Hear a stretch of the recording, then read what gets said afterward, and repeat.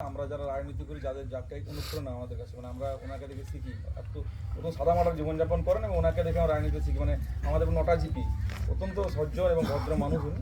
আপনাদের সৌভাগ্য এইরকম ধরনের সভাপতি আপনারা পেয়েছেন আমরা ব্লকের যারা তারা ওনাদেরকে অনুসরণ করি উপস্থিত রয়েছেন এই অঞ্চলের প্রধান আমাদের গৌরহরিবাবু আমার নেতা এবং আমাদের ব্লকের যুব সহসভাপতি পূর্ত কর্মাধ্যক্ষ আমাদের অঞ্চলের প্রাক্তন প্রধান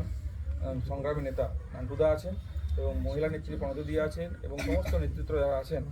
বুথের সভাপতি সহ আঞ্চলিক সবাইকে শুভকামনা ভালোবাসা জানাই। আমরা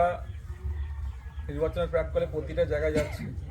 প্রতিটা অঞ্চলে সেই মতো আজকে আপনাদের পলসা অঞ্চলে আমরা উপস্থিত হয়েছি। প্রথমে আইপিএকের কিছু কর্মসূচি সেগুলো বলেই তারপরে দলের কথাটা বলব। আগামী ঠিক দাও ছবি তুলে দাও থেকে দাও।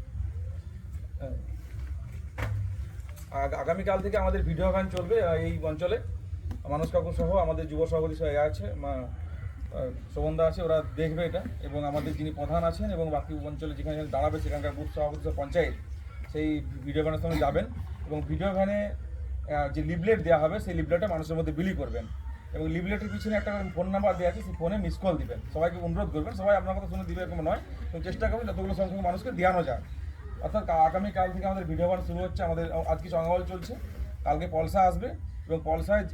মানুষকে জানে কোথায় কোথায় কোন কোন পয়েন্টে যেখানে জনসমাগম হবে যেখানে জনবসতি রয়েছে যেখানে মানুষজনের ভিড় হবে সেই সব জায়গায় আমাদের ভিডিও গান দাঁড় করাবেন 1 ঘন্টা 1.5 ঘন্টা যখন যতটা প্রয়োজন মনে করবেন দাঁড় করিয়ে সেখানে লিফলেট বিলি করবেন মানুষের মধ্যে প্রচার করবেন দিদির উন্নয়নের কথা যে মাইকে সব ভিডিও চলবে বক্তব্য রাখা হবে মাইকে অটোমেটিক চলতে হবে আপনারা শুধু মানুষকে লিফলেট বিলি করবেন এবং মানুষকে বলবেন যে এই যে নাম্বারটা দিয়ে মিস কল দেবেন। এটা আগামীকালের কর্মসূচি রয়েছে এবং আরেকটা কর্মসূচি তাফসিলি সংলাপ শুরু হবে সেটা আমাদের যেখানে এসসি যে পাড়াগুলো রয়েছে বা বুথগুলো রয়েছে সেখানে আমাদের দলের পক্ষে তারা গাড়ির ব্যবস্থা করা হয়েছে কলকাতা থেকে গাড়ি আসবে আমাদের এসটি নেতা থাকবেন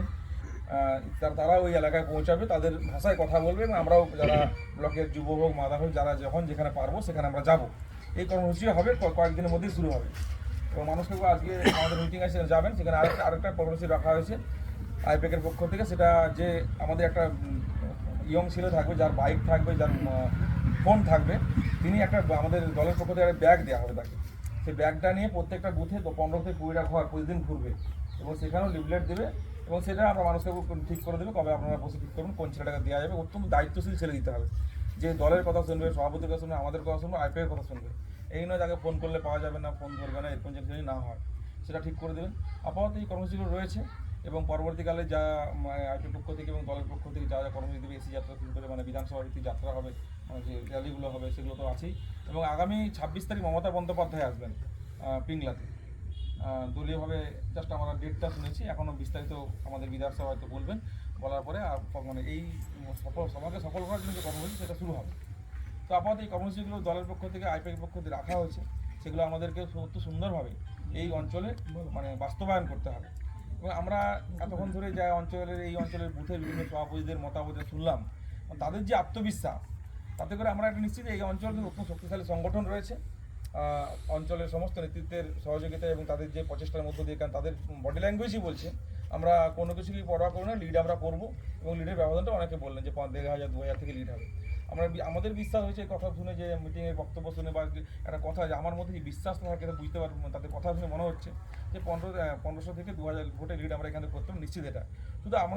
আপনাদেরকে অনুরোধ করবো যে আমাদের নেত্রী মমতা বন্দ্যোপাধ্যায় আমাদের মুখ্যমন্ত্রী তিনি যে কর্মসূচিগুলো নিয়েছেন সেগুলোকে আমাদের মানুষের মধ্যে একটু মনে করে দিতে হবে কারণ আমরা যারা মানুষ আমাদের চাহিদার কিন্তু শেষ নেই। আমার বাড়িতে কন্যাশ্রী পাচ্ছে আমার মেয়েটা আমার স্ত্রী লক্ষ্মীর ভাণ্ডারে টাকা পায় আমার স্ত্রীর নামে স্বাস্থ্যসাথী কার্ড রয়েছে আমার বৃদ্ধ বাবা মা বয়স্ক ভাতা পায় আমার ঠাকুমা বিধবা ভাতা পায়